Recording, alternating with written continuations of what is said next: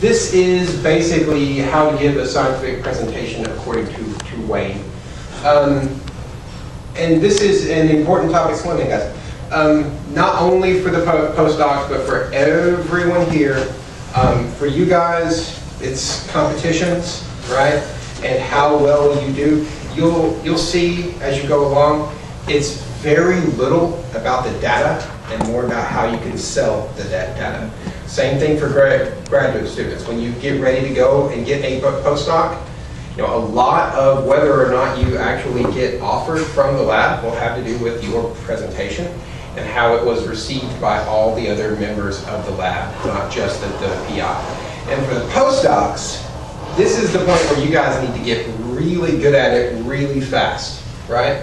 Because when you go to apply for faculty positions, how well you do at your seminar says a lot about how good your chances are of getting that job. There are people that come in that have really good resumes and they tank that seminar and they're really not considered that much afterwards. So this is something that everyone needs to improve at. And really, for me, that started back in graduate school when I realized that I was really bad at it, right? And that there were more to learn from the talks that you guys see. You sit through a lot of seminars. And back then, I focused mainly on the science. But I learned that you can pick up little hints about what works, right? What works, what doesn't work, what helped you to see their point. And incorporate these new techniques that you pick up into what you do. Over the years, I've been doing this, I guess, for 14 years now. I've seen a lot of bad talks, right? And you see them all the time. Journal clubs especially, because they tend to have the people that are least skilled at giving these kind of presentations. But you see them a lot. And that's why I put together a 10 presentation commandments for my lab after seeing a really bad pathology journal club talk given by one of the residents, one of the training MDs. And I think they did most everything that I tell people to do the other way. They did most everything wrong, which caused me to sit down, write these things out, and give them to my lab members. These are the 10 things that you should do to make a good talk. So that's kind of the outline of what we're going to be going over today. And you can break these down into 4 different topics. 1, how to make a good slide. 2, how to organize the seminar. How to actually present the data. And lastly, how to figure out whether your message is being delivered and actually take steps to make sure that this is getting delivered to the audience.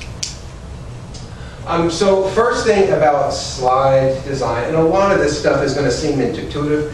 It would not be in the presentation unless I've seen people do it wrong, right? So a lot of people like the white background. I think it works well for various things. Make sure you use dark font. Come on in, guys. There's standing room in the back. You can pull some seats over to the corner. But don't use light font.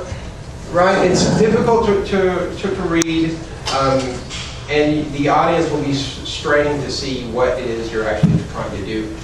I like this because it's easiest to convert papers into this, right? You make a graph that's supposed to go on a white background. It's very easy to copy and paste it into this sort of format. That's not always true for the black background. And I'm going to go ahead and cut the lights down some because I do use a lot of dark backgrounds. Let's see. There we go. That holds. Blues and blacks tend to be used most often. Some people prefer the white lettering on the dark background. Others go with yellow. Just don't use the dark font on the dark background. I mean, it seems like that would be something that is obvious to do, but you'll see it. These work really well in large rooms, you know, some of those big conference halls that you see, just because it provides a nice contrast that's easy to read. And I use these a lot, especially whenever I'm doing fluorescent images, right? Because you want the room to be as dark as possible to see it, and you can control that aspect of the room, right? So you do not want to use red and green together to suggest a difference, because colorblind members of the audience will not be able to tell the difference. Another good use of slide background color is going from dark to light, right? It's a flickering effect, which, you know, it's you know, it's a little bit of you know, tomfoolery for the audience. But if you can go back and forth, you know, people notice that change in room in brightness, right? It immediately, if you set through a couple of dark background slides, you're getting sleepy. When the light background goes up, you notice the change, right? And that will help to bring people back and keep their attention. A lot of people like these really intricate backgrounds. However, when you put data on that, it makes the data so difficult to see. You don't want your audience searching to figure out what they're trying to pull out of that, because you try to get fancy with the background and now your data is lost. Font is also particularly important.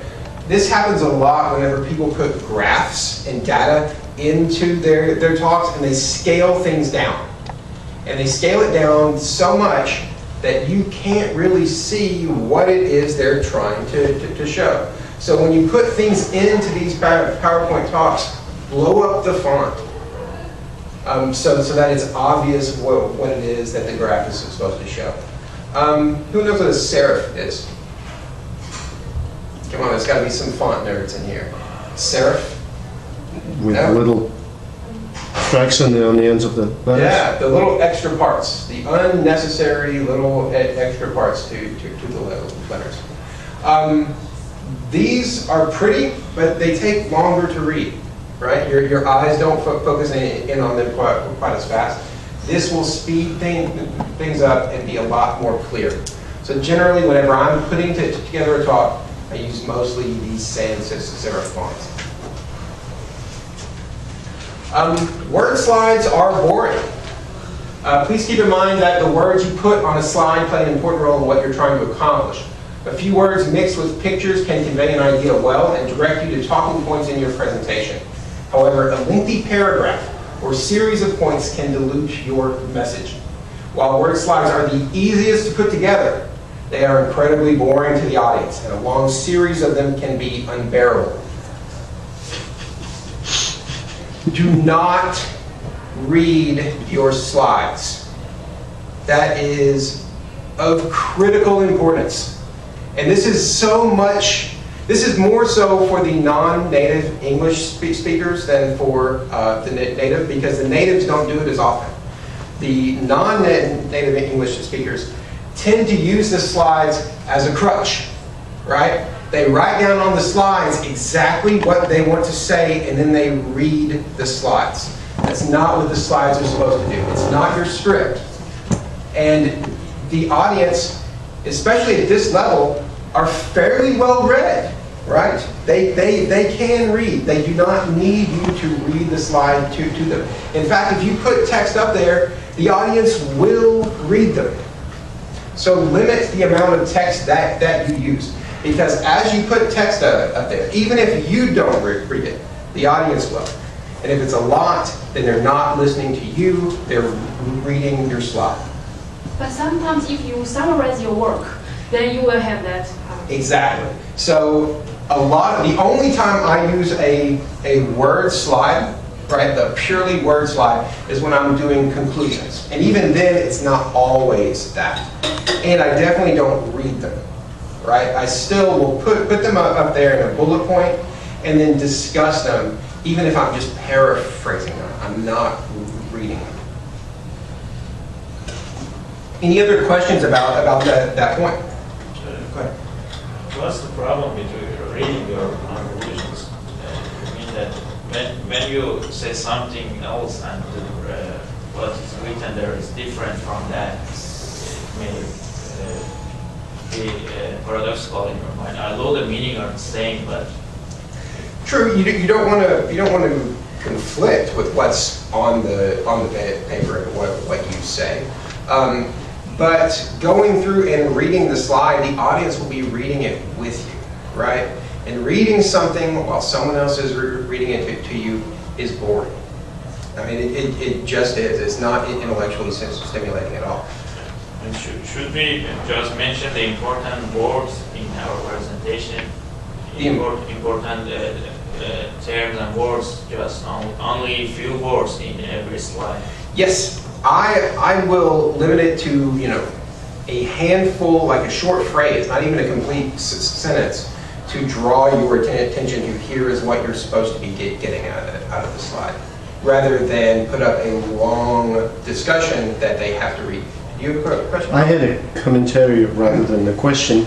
Speaking of the reading words from the slide, I heard in one of the conferences the whisper from the back when the guy did that. Karaoke.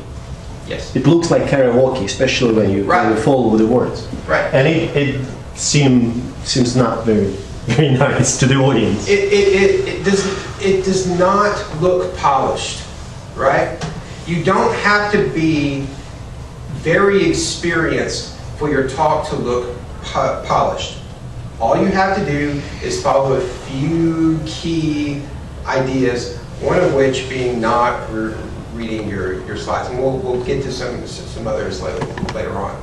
But that is one way to come across as amateurish and as unprepared, right? What about the background? Some doctors or scientists post, for example, a DNA molecule on their background, or some picture like a stethoscope or something like this. What's your opinion about that? So I will actually get to the background stuff like within the next couple slides. So we'll ask again if it's not clear. All right. And lastly, spell check. Right. There is, I was talking to a postdoc back whenever I was at the University of Virginia, who was discussing his graduate work and his dissertation talk that you give to like the entire department at the very end of your graduate studies.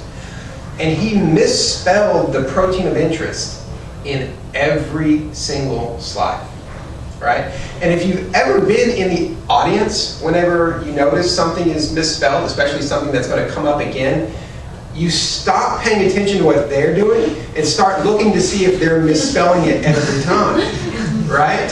You find yourself looking for that word, seeing if they're going to do it again. So, if you want to keep your audience's eyes on you and following what you're talking about, leave those little, confusing things that are going to draw the audience's attention out of the talk by a little bit of extra effort to spell check it.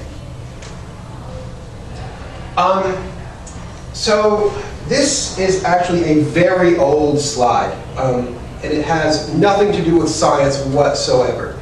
Whenever, I guess it was 2002, whenever the new version of PowerPoint came out that could do animations, I was writing my dissertation, and I knew I wanted to learn how to do it, but I didn't know anything about it. PowerPoint had never done this yet. So I sat down and I made this, which is a very simple little, series of animations that it was actually very difficult to do, to get everything to coordinate correctly and, go through and figure out how to do it. So animations themselves, especially in the models you make, can be very cool. And you should learn how to do it because the audience will appreciate it. Don't overuse it. You shouldn't have an animation in every slide, but learn how to do it, incorporate it into your models. The slide transition, right? So going from here to there. those can be entertaining, right? You know, the different ways the slides come in and out, the audience will not notice. However, if every single slide has a different transition, the audience will get annoyed. I remember sitting through a talk where every single slide had a transition and it was different. I don't know if they set it to random or what. And you know, it starts off kind of fun. Over 30, 40 slides, it gets really annoying. And the reason that I know it gets annoying is because I can remember the day I sat through a talk that had a different transition on every slide. It made an impression. So, you know, use it. It's not something that you shouldn't do, but don't overuse it. So, this gets us to the first 3 points on my 10 commandments of how to give a presentation. 1, keep the slides easy to read. That has to do with both font and background. I mean, it should be very easy to see the information that you're trying to get across. 2, vary the slide backgrounds. A lot of people don't agree with this. This is something that I've seen people say the exact opposite. Keep your slide background the same every single slide, and I don't like it. I don't think it uses the visual aspects of a presentation to its utmost potential. I mean, just going back and forth between a light background and a dark background, you guys can see how that can have effects beyond what you're saying and what your slides are saying, right? And lastly, limit your word slides. You can do more with pictures and just get up there and talk. Don't have tons of word slides, especially not a ton in a row, and never read your slides. All right, so we've talked about how to make a good slide. Now, how do we design our seminar to get our ideas across? And that's actually probably the most difficult part of giving a seminar. The how to make it, you know, is easy once you get the basic rules down. The how to actually give it is, you know, something that you learn over time and you constantly improve at. How to build it and what to include is something that, you know, I even struggle with now whenever I'm doing a new seminar on a new topic. So I think the important thing is to view this as an argument. View it in the same way building up a seminar as you would build up a grant or building up a paper. And refine it over time. If you give a talk, find someone who will tell you the truth, which is the difficult part in this sentence. Find someone that will tell you the truth and ask them at the end, how was it? What did you not understand? What was confusing? And if you can find someone that will actually tell you the truth, and you know, graduate students and postdocs should do that for each other. Then you can learn, all right, this part didn't work. I've got to change it. I've got to change how I am explaining this data because the audience is not getting it. That doesn't always work. I had a paper that I published in 2006 that I gave, and basically they said, we didn't understand any of it. You lost me in the first couple slides. So I changed it. You know, tried to make the data easier to understand, put in new models with explanations of what all the stuff was, gave it, and they still didn't understand it. So I kept trying it, kept refining it, and then eventually I just stopped presenting it all together. And to this day, I do not present that data as part of what my lab has done, because I cannot get people to understand it. But along those lines, that's the only one out of 29 papers that I just cannot get people to understand. So refine the talk over time and it will get better. So here is generally how I start. I normally do it on a pad of paper with a pencil, so I didn't have one for like an actual talk. This is for a lecture that I gave on shear stress and its role in regulating cell function. And basically, I just go through and say, here are the topics I want to cover. Here are the topics under that, and you know, map it out so that you see what you're going to cover and when. And then look for, does this make sense, right? Are there things in here that I don't need to talk about for them to be able to understand the data that I'm going to show? Is there anything that doesn't follow, right? Is there any logic jumps? And a lot of the time, that is best done by asking someone else, particularly someone who's not very familiar with it, to take a look and see, does this make sense? Do you follow my line of reasoning here? And if they have a problem, then you know you have to alter it. All right, so the introduction. One thing, tailor it to the audience. A talk that you give to a room full of doctors and a talk that you give to a room full of undergrads should not be the same talk, right? You change what you're saying based on the background of the people you're telling it to. You need to sell not only your work, but really in this climate, there's so much of an emphasis on translational research that you make sure the audience knows how your research affects the disease. What's the impact? How is it going to affect the field? And choose the best line of reasoning, not the one that you followed. And I say this, there's a project that we're working on now in the lab looking at these guidance molecules and how they affect atherosclerosis. Now, we got into it because we thought that it was going to affect integrin function and that's how it was going to work. That's not how it works. It does something else. So whenever I give the talk, I don't talk about integrin function and this is why we starting to look at it.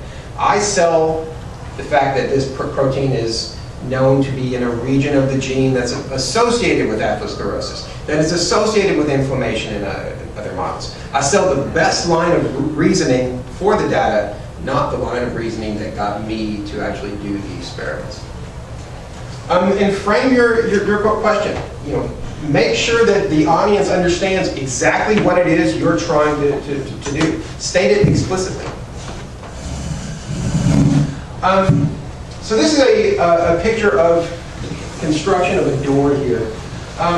Basically, they have a lot of added structure that's not required.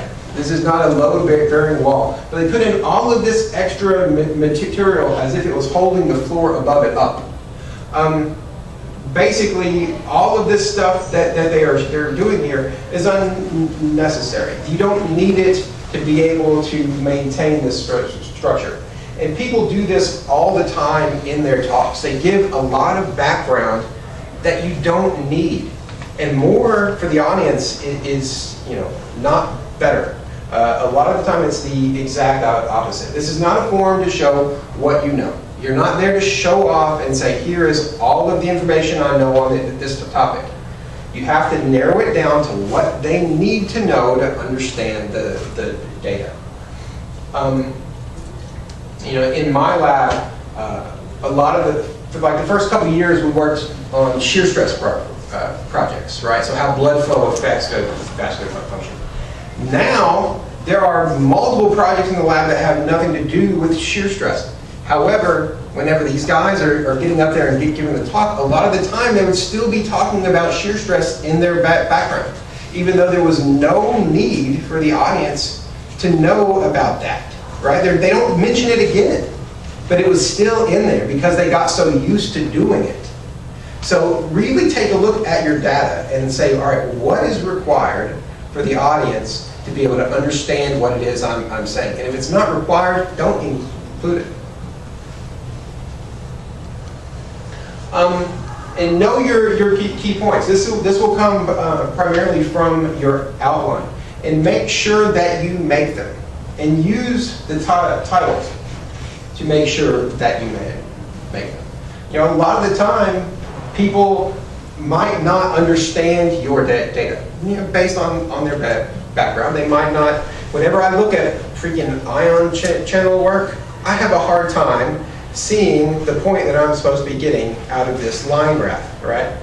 However, if they put it in the title, here's the point you should be taking from this data, you can at least follow along with the argument. And keep it simple. Don't do too much. So is this clear? Is there any questions about how we should build the talk, how we should build the background? Is it clear? No. All right.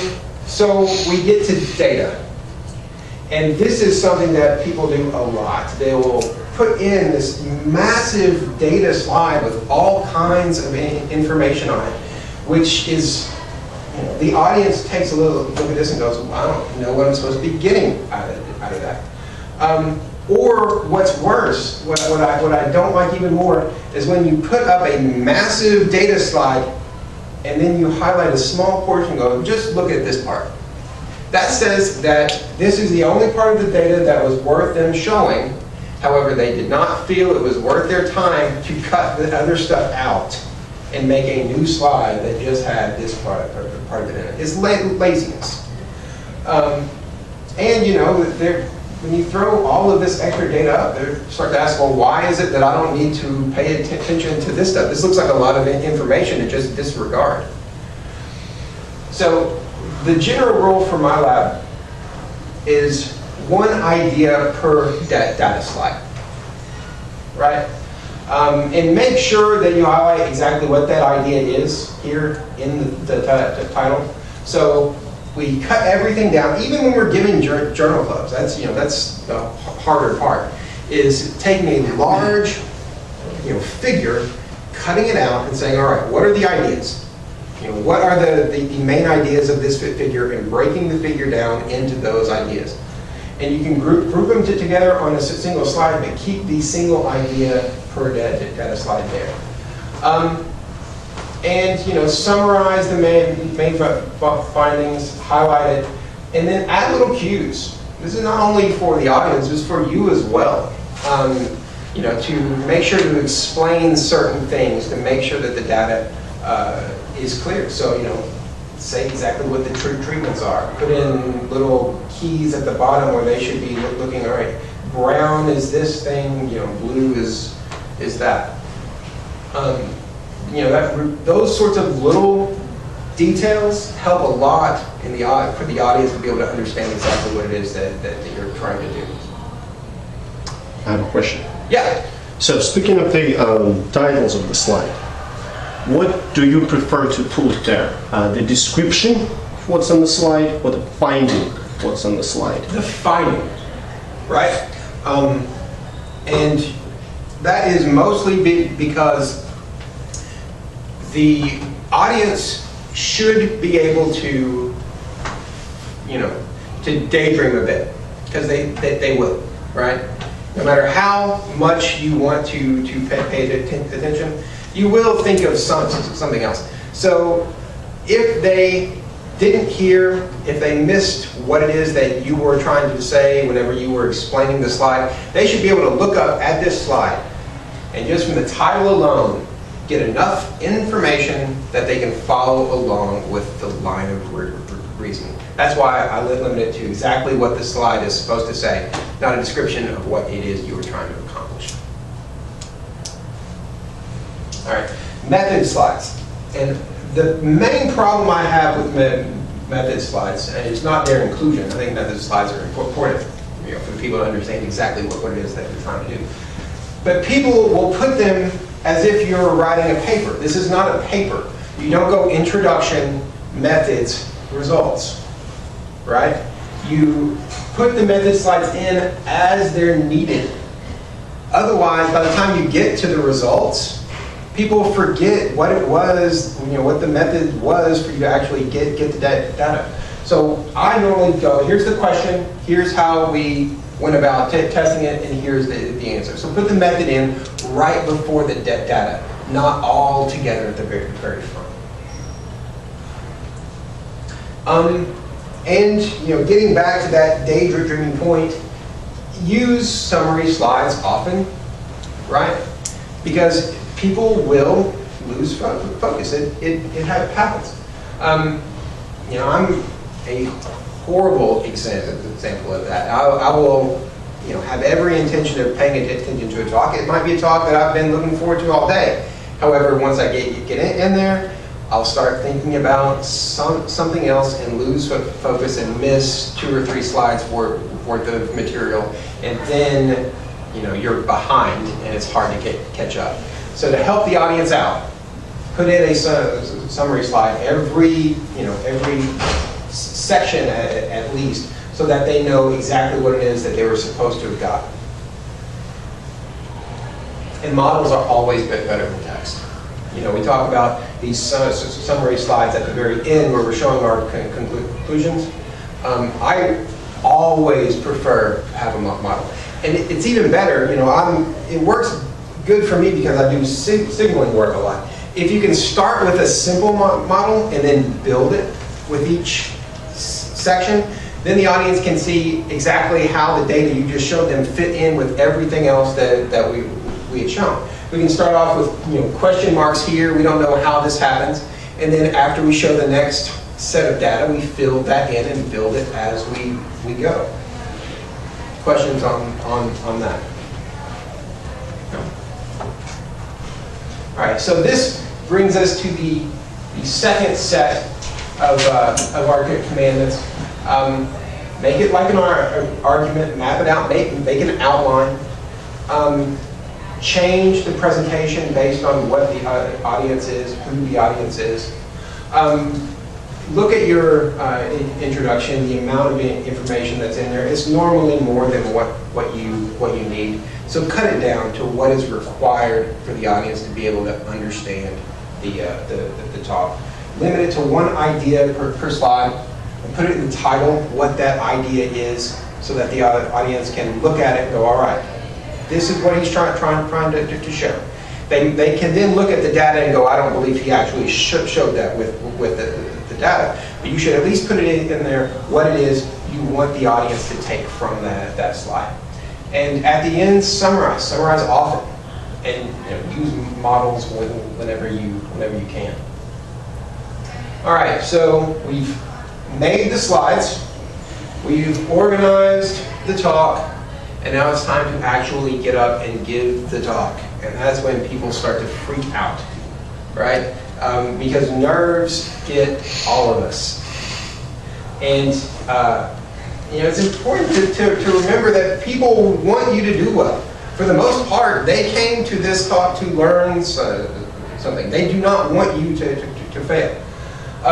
However, even knowing that fact, you can be your own worst enemy. I've seen people start crying and run out of the room in the middle of the journal club presentation, right? Their nerves, they just let get to them until eventually it just came out in emotion and they ran out. I gave my first talk at a national meeting in graduate school, my second year. I guess it was like 2000. And I remember sitting in the audience with the person in front of me giving their talk. And I could feel my heartbeat in my face, right? My heart was beating so fast and so hard. I know I was all flushed, and I was really on the edge of passing out. I'd worked myself up so much. So it's important, especially right before the talk, to keep yourself calm. I've since learned how to keep my heart rate down.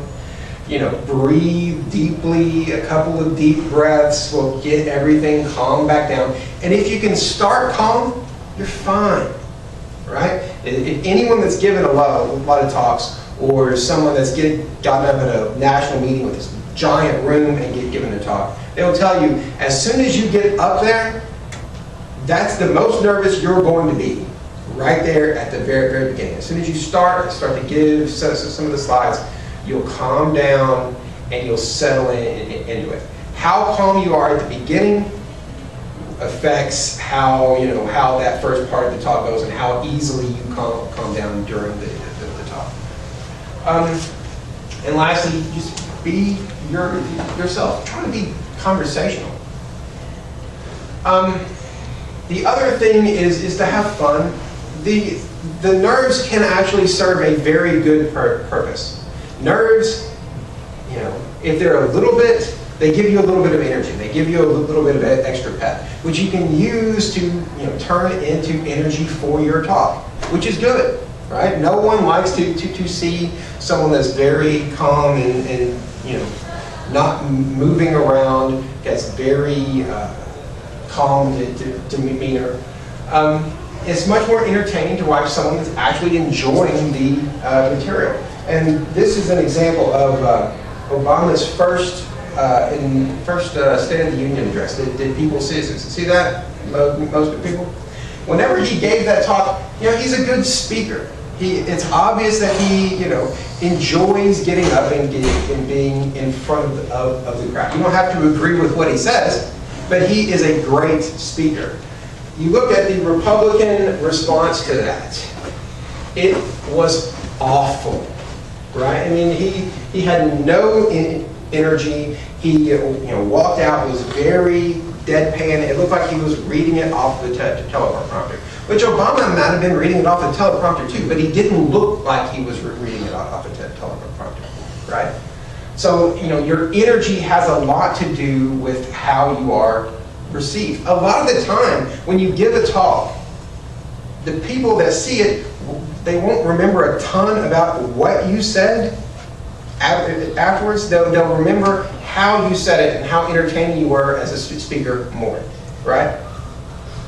So, get up and enjoy it. Use the nerves to your advantage. PowerPoint was not always around. Whenever I was a senior in college, I'm going to date myself a bit, that's when PowerPoint had first come out, 97-ish. And since then, we've had a whole generation of people come up that's done nothing but PowerPoint presentations.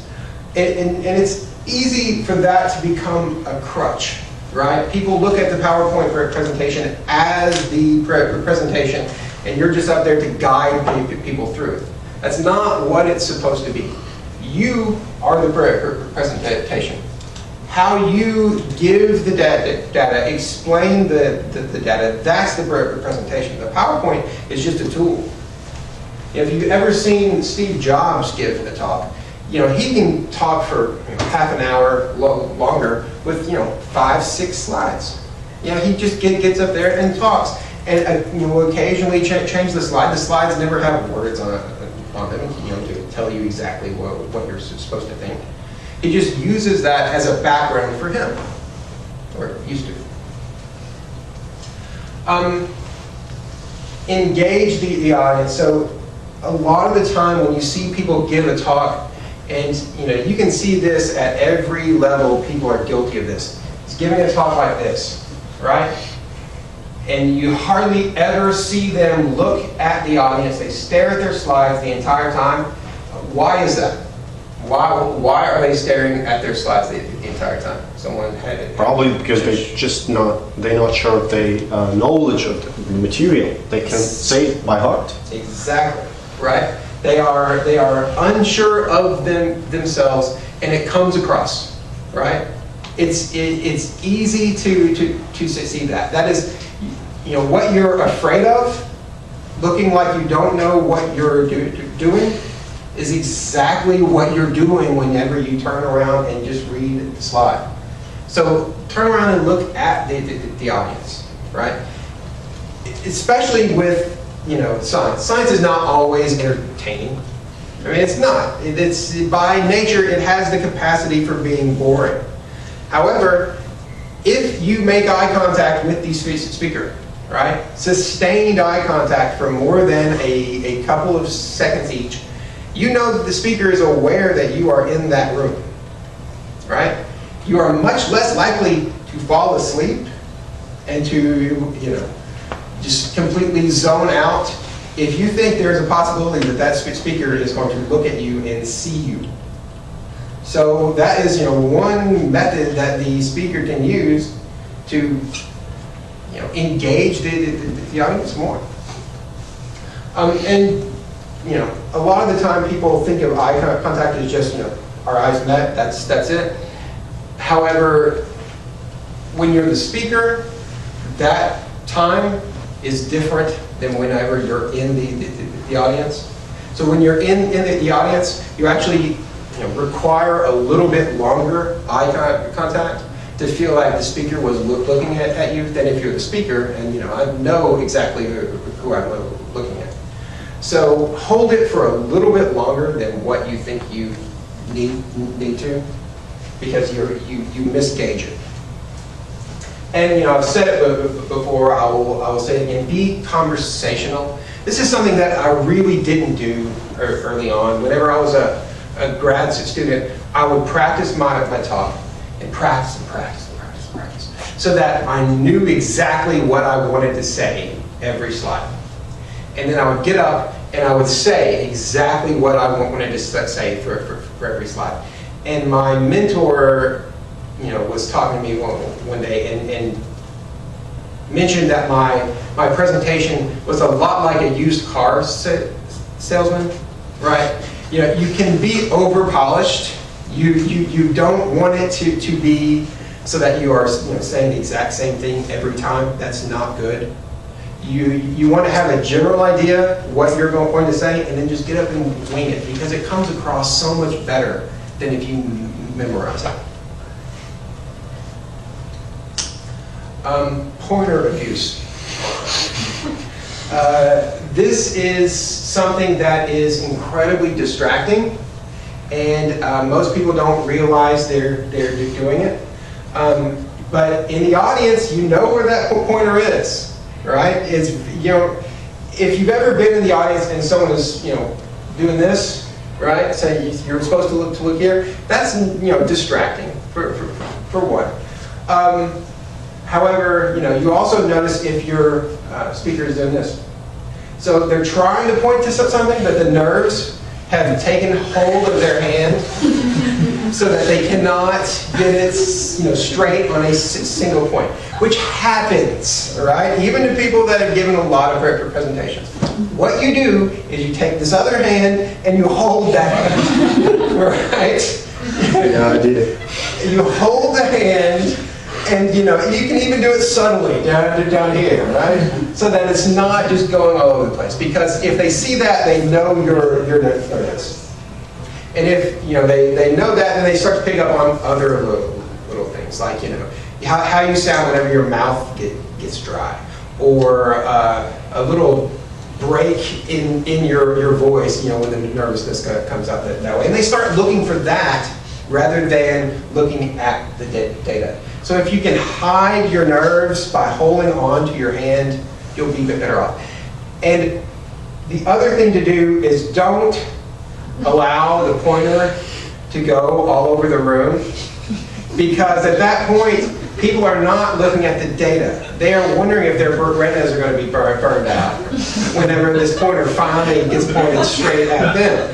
And people will do it. Let go of the button, and the pointer will go away. Make sure you only aim it there. Because even if it's just here, right? Even if it's just there, that is enough to put it in their mind. All right, he's going rogue with the pointer. So limit yourself. Take it back. And the number one key to making your presentation look polished is the transitions, right? It makes it look like you've given the talk so many times that you could do it without the slides. You know what the next slide is going to be. You talk your way through the transition. You don't say what you want to say. Stop, look and see what the next slide is going to be, and then right? So, and that comes with giving the talk more than once, practicing it a bit. But you can also give yourself little clues, right? I will put in on my slides, when I hit the button, a question will pop up. So that I know, based on that question, what that next slide is. So I can be talking about that question as I go on to the next slide, and the presentation is seamless. I might not have known what that next slide was, but I gave myself a little cue so that I was able to get through it. Next time you're sitting in a talk, watch that. Watch. If someone goes on to the next slide and goes,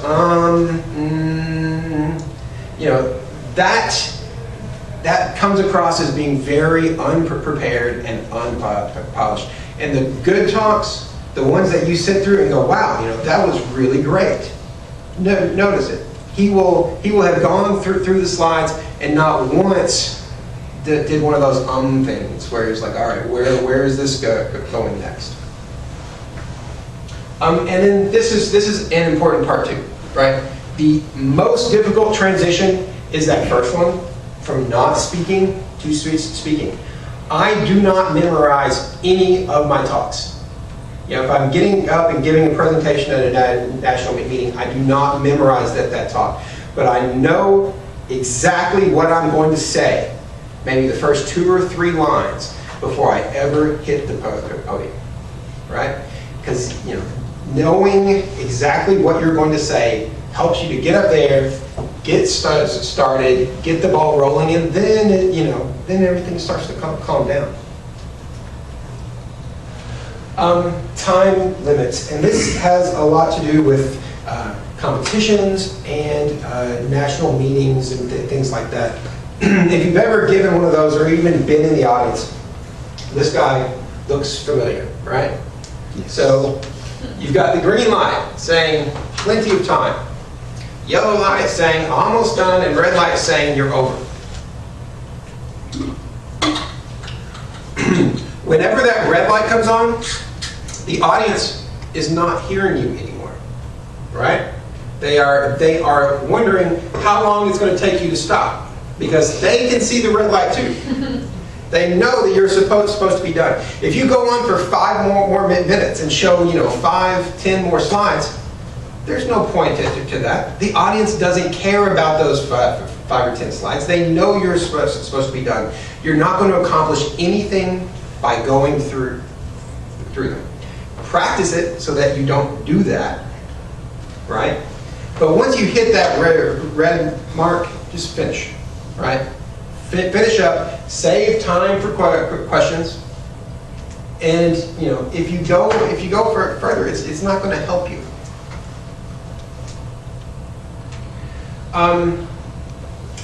And you can't really prepare completely for things going wrong, and they will occasionally. You do this long enough, something will happen.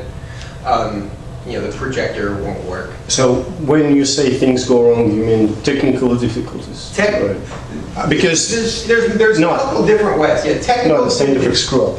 Technical difficulties is one. Personnel difficulties is another, and they're both fall into this category.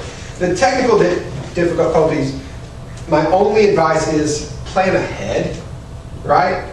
If your laptop crashes, that's awful. I'm sorry, but if you did not bring a jump drive with your talk on it, it's your own fault that you cannot give the talk. Right? If your laptop was your one and only method of giving this talk at this meeting, then you weren't prepared.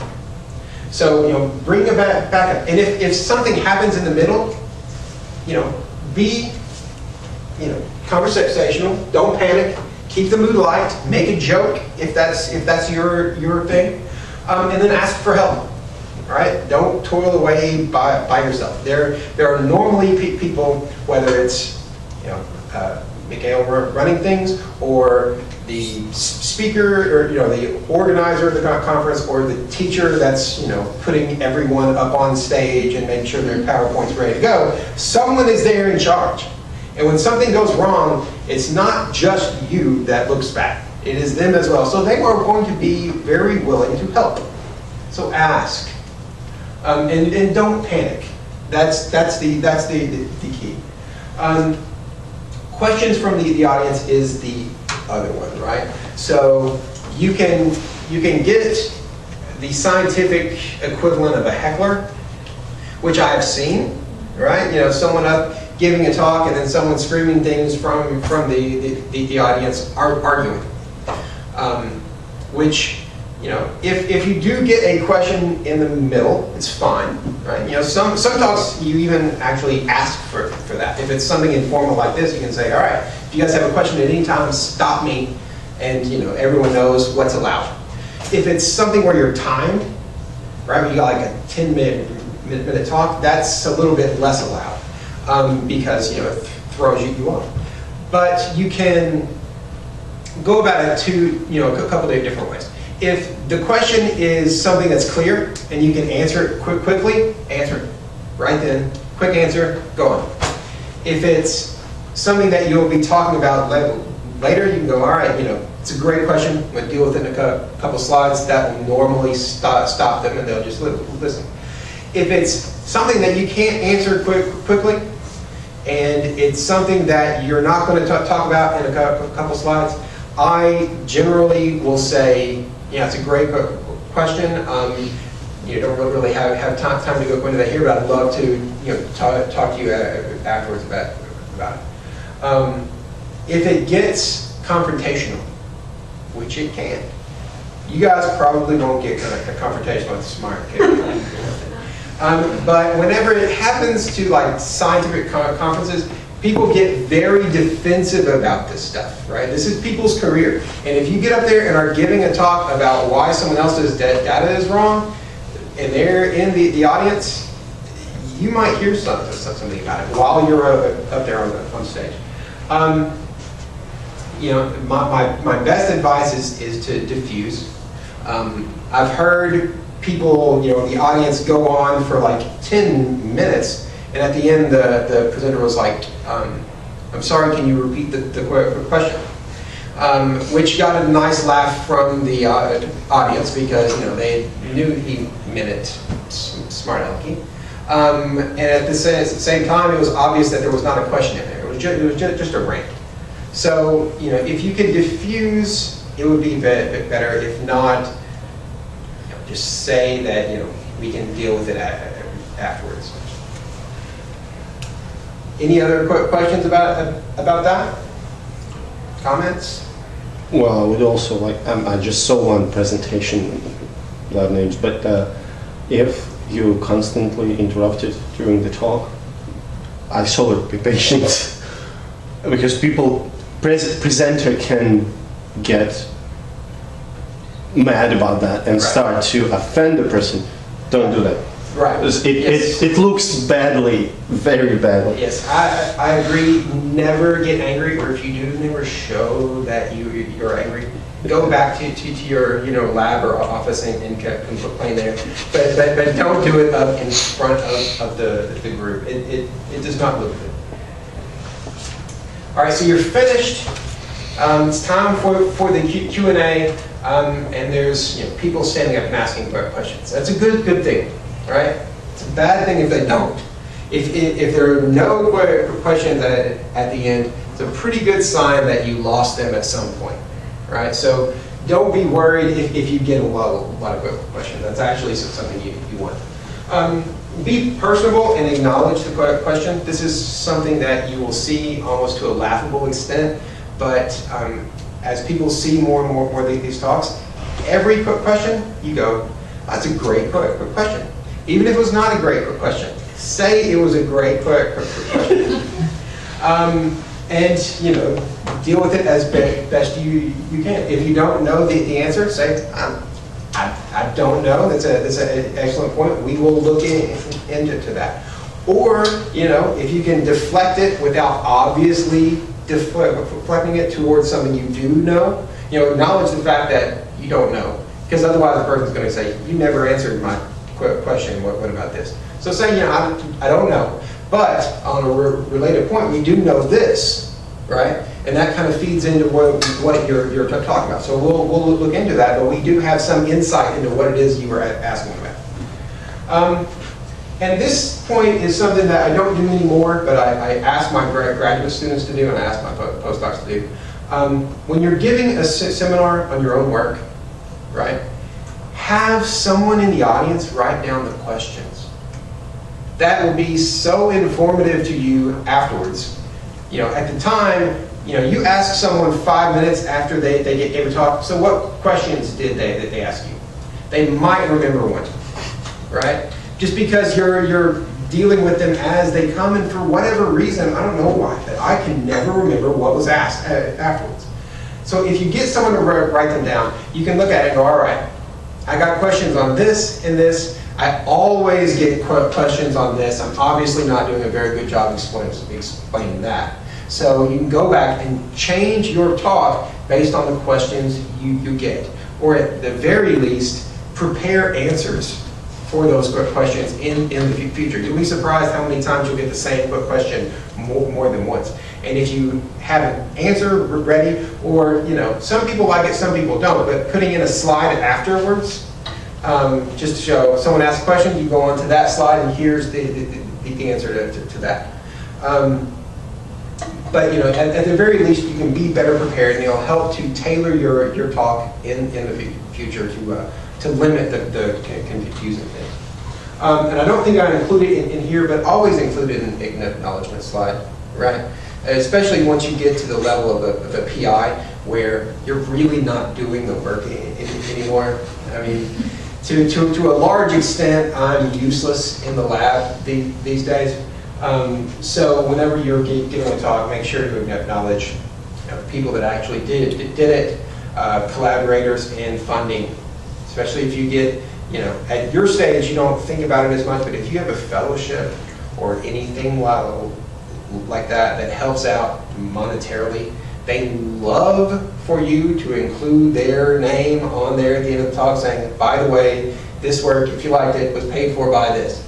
If you don't include it and someone is in the audience, you'll receive an email about that. So this finishes us up. So sell your data. If you don't like it, no one else will. And I think that is really an incredibly important point. People get so nervous that when they get up there in front of the group, they're not worried about how well they're presenting their data, how well this is coming across. They just don't want to look bad, right? So rather than being all shy and reserved and staring at the screen the entire time, turn around, even if it's incredibly uncomfortable for you to do so. Do not read your slides, even if it's incredibly uncomfortable for you to do so, because eventually you will get better at it. And lastly, and probably most importantly, in my opinion, as far as taking a presentation from an average presentation you would see a postdoc give to one that looks like they're a faculty candidate, is knowing the transitions between your slides. And that is all I have. If there's any other questions, I would. I have a question. Often when you talk in front of auditorium that consists of faculty members, let's say, you look at them and you see no facial expressions at all. I mean, they look at you pretty much like a person about to be executed. Well, I will exaggerate it, but are there any building eye contact with these people is incredibly difficult. Any advices on that? Not only faculty, department seminar. Smile. Smile, right? When someone looks at you and smiles, there's something about that causes other people to smile back, right?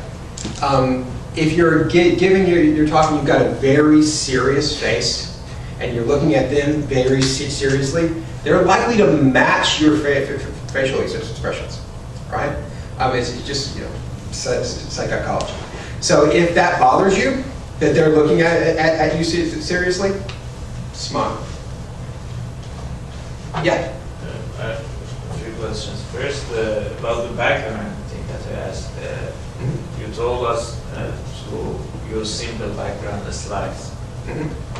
But I've seen that some persons, for example, geneticists, uses DNA model as a background of his or her slides. Yeah. So, you know, like a picture of DNA along the background. Some people like that, and they keep that same background for every single slide. And if you look at, you know, if you Google how to give a good presentation, some of them will say keep your background slides the same, every single one. I don't think that actually works in making a good presentation. I think it's more boring, in my opinion, if the background slides are all the same. My question was that about being simple or complex. Does it? The picture of the DNA background, just like this guy, right? So this background of a meadow somewhere that fits in with the biblical theme of the Ten Commandments. It can be useful, in my opinion. Those sorts of background, where it's a little bit more creative, a little bit more artistic, can break up the monotony of black and white and blue backgrounds, right? Which I think is good. You want to have it be visually stimulating. You don't want the slides themselves to be boring.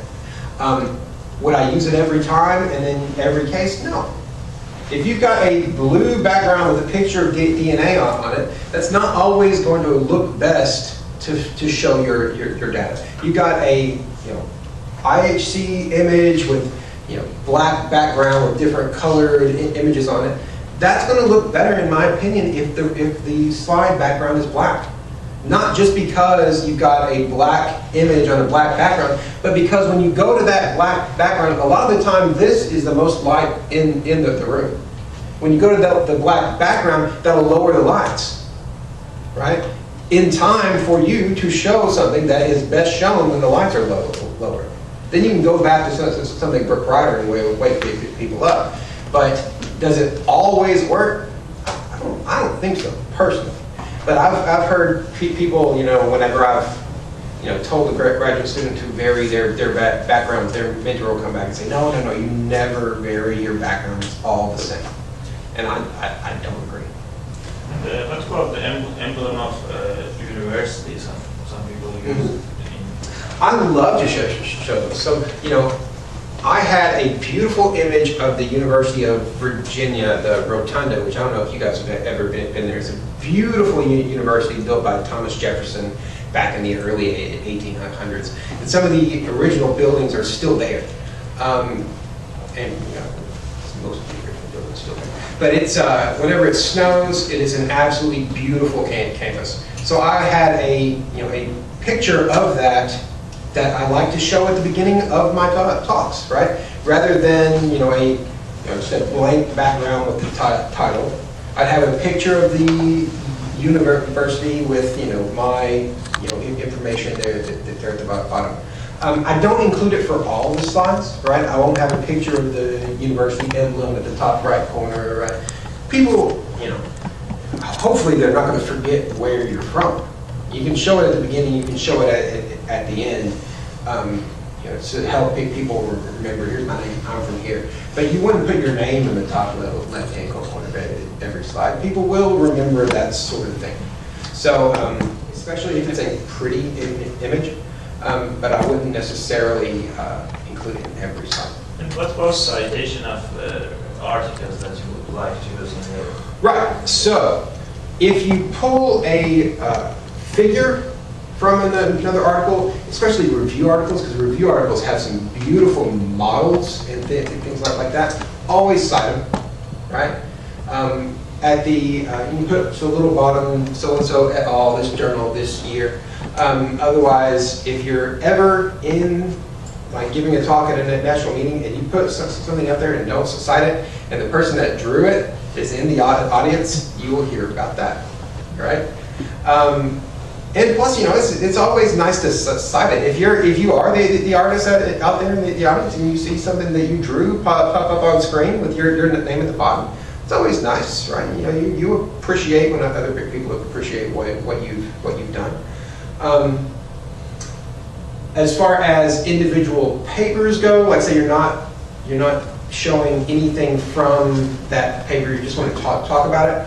A lot of the time, what I will do is I will get the PDF file of the paper that's got like the title and the author's list and all that stuff. And you can open the PDF file in Photoshop, and it opens it up as a TIFF file. And then you just copy out that little part that's got the title and the authors, and use that and put that in your PowerPoint. So when that pops up, you can sit there and talk about the paper for a while, and talk about why you think it's necessary to put it up there. And it looks better than just putting a line with so-and-so et al. Showed this, Yeah. right? Sometimes that doctors are presenting meta-analysis and stuff like this. They list the results and then they list the references below them. And they look complex to me. Exactly. And I think that goes back to the very first slide that I showed. If you look at something and you see someone that's giving a presentation do something that you like, include it. If it's complex to you and you do not feel like you understand exactly what they're trying to show, it's probably an example of what not to do. Right? I have one more question. When you plan your presentation, you usually are given a certain time limit. Yes. What number of slides can you think of? Because I saw presentations that had our presentation 59, 65 slides, and it was no way to cram them in. And on the other hand, I saw presentations with 5 slides in 5 minutes. Yep. That is very personal, and you will need to learn that about yourself. Everyone presents differently. Your mentor, Chris Kettle, he can put up a slide and talk about that thing for 5 minutes, right? Just go on about it. And it's not like, I'm not saying he's, long-winded or it's not entertaining to watch. But you put 2 people up in front of a room, give Chris one set of, give Chris the slides, he'll talk about it for an hour. Give his postdoc the slides, he'll talk about it for 15 minutes, right? It's just a difference in their presentation styles. So you've got to learn individually how you do things. And then you can look and say, all right, I'm generally about 45 seconds to a minute a slide, kind of presenter. I know I need to have this many slides for this amount of time. But it's all very personal. Could you send this PowerPoint to everyone, to me? Yeah. I'll send You it. can send it to me, and I'll spread the word around. Sure. Yeah, go. So you have some set of graphs and you are explaining the results. Mhm. So do you think to keep a gist of what the results are saying to you, at the bottom, or just you? I use that for the title, right? If there is one point that you're wanting to get out of these results, big bold letters at the top of the slide. If it's like a subpoint, right? If you've got a couple different graphs on there, you can put the main point at the top, and then 2 tiny little short phrases about what the subpoint for this graph is, what the subpoint for this graph is, right? So it kind of directs them. This is what you should get from here. This is what you should get from here. Here's the big picture. But the key is to make it explicit, right? Make it where it is obvious to anyone looking at the slide what you're trying to say. So if you're explaining, you'll come across papers with complex methodology and all, and they just keep. So do you suggest keeping a flow diagram or flow chart to explain the audience rather? Well, I prefer, instead of a flow chart, some sort of model, even if it's it's a model in a flow chart type form, right? This goes to this, goes to this, goes to this, and you can build it as you go. But papers with complex methodologies, my only advice there would be to explain the method, because if it's a complex method, it's probably something that the audience is not incredibly familiar with. And then, but do that as you go, as it's needed. Because if you do it at the very beginning, they'll forget it. Yeah. Anything else? Well, thank you. Thank you. Thank you very much.